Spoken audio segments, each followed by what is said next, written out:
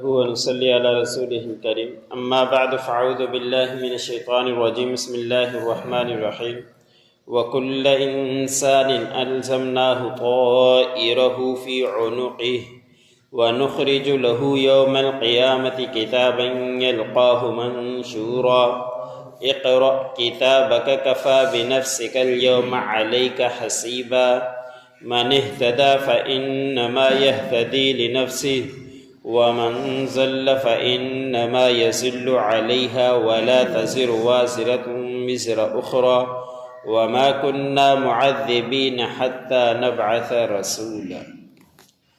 سورۃ بنی اسرائیل کا درس چل رہا ہے۔ اسی سورۃ کی آیت نمبر 13 سے لے کر 15 تک تلاوت کی گئی۔ گزشتہ آیتوں کے اندر اللہ رب العزت نے قدرت کی نشانیاں بیان فرمائی کہ ہم نے رات کو بنایا اور دن کو بنایا، یہ دونوں نشانیاں ہیں۔ رات ختم ہو جاتی ہے پھر دن آ جاتا ہے، دن ختم ہو جاتا ہے پھر رات آ جاتی ہے۔ یہ کسی کے بس میں نہیں ہے کہ خود دن کر لے خود رات کر لے، یہ اللہ رب العزت نے تمہارے لیے نشانیاں بیانائی ہے۔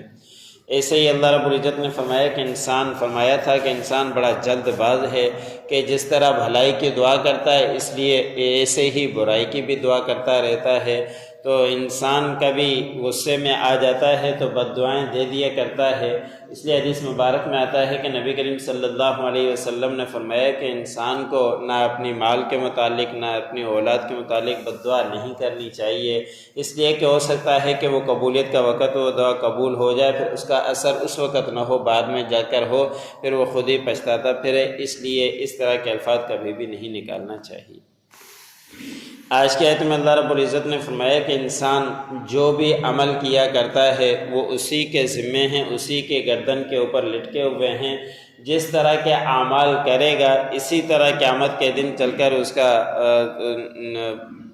بدلہ پائے گا۔ جو عمل کیا وہاں اس کے پاس بدلہ موجود ہی رہے گا۔ ہر چیز ہماری ریکارڈ ہو رہی ہے۔ اب اس بات کو سمجھنا کوئی مشکل نہیں ہے۔ پہلے یہ سمجھ لیتے تھے کہ کس طرح ریکارڈ ہوگی، کس طرح پتہ چلے گا۔ آج کل کے موبائل اور ریکارڈر معلوم نہیں کہ کس طرح لوگوں نے ہی انسانوں نے ہی بنا دیے کہ کتنے لوگوں کا ریکارڈ رکھ لیتے ہیں اور کس طرح کا ریکارڈ رکھ لیتے ہیں۔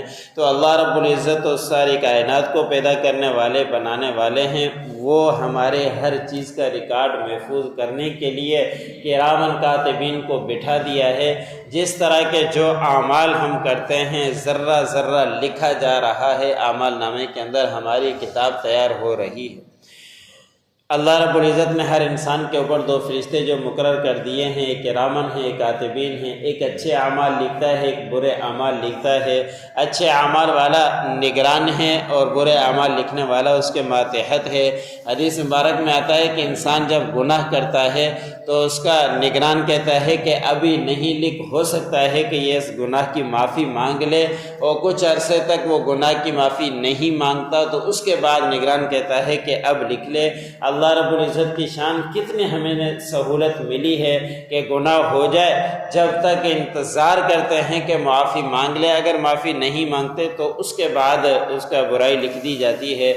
لیکن انسان صرف بھلائی کا ارادہ کرتا ہے، ابھی تک بھلائی کرتا ہی نہیں ہے، وہ ارادہ بھی اس کا لکھ دیا جاتا ہے، اس کے اچھے اعمال نامے میں آ جاتا ہے۔ تو ہمارے لیے بڑی سہولیات اللہ رب العزت نے دی ہے۔ کوشش کریں کہ گناہوں سے اپنے آپ کو بچائیں، اگر ہو جائے تو فوراً اس کے ملامت کے ساتھ معافی مانگ لیا کریں، تو اللہ رب العزت معاف کرنے والے ہیں اور بڑھ چڑھ کر بھلائی کے کاموں کے اندر آگے بڑھتے رہیں۔ اللہ رب العزت نے فرمایا کہ ہم نکالیں گے اس کے لیے قیامت کے دن لکھی ہوئی کتاب، اور اس کے سامنے کھول کر رکھ دیں گے کہ یہ ہے تیری اعمال نامہ اور یہ ہے تیری کتاب، اب دیکھ کہ اس کے اندر تو نے کوئی رہ تو نہیں کیا، کوئی ایسا کام آپ نے نہ کیا ہو جو ہم نے لکھ دیا ہو۔ حدیث مبارک میں آتا ہے کہ اللہ رب العزت فرمائیں گے 2-3 صفحے پڑھنے کے بعد کہ بتا میرے اعمال نامے لکھنے والوں نے کوئی زیادتی تو نہیں کی کہ آپ نے وہ کام کیا ہو اور انہوں نے لکھ دیا ہو، یا آپ نے کوئی اس طرح کا کام نہیں کیا وہ لکھ لیا ہو۔ تو اس وقت وہ کہے گا کہ یا اللہ اس نے تو ساری حق اور صحیح بات لکھی ہے، جو میں نے کام کیے تھے وہی اس کے اندر لکھے ہوئے ہیں۔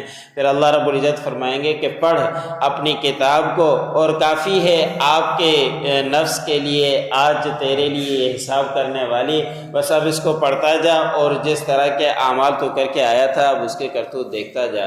اور کوئی یہ نہ سمجھے کہ کوئی ان پڑھ ہے دنیا کے اندر نہیں پڑھ پاتا، قیامت کے دن کیسے پڑھے گا۔ حدیث مبارک میں آتا ہے کہ قیامت کے دن ان پڑھ بھی اپنے وہ اعمال نامہ اللہ رب العزت نے اتنی سمجھ دے دیں گے، وہ سارا کا سارا اپنا اعمال نامہ پڑھ رہا ہوگا اور دیکھ رہا ہوگا کہ ہر چیز لکھی ہوئی ہے جو میں دنیا کے اندر کر کے آیا تھا۔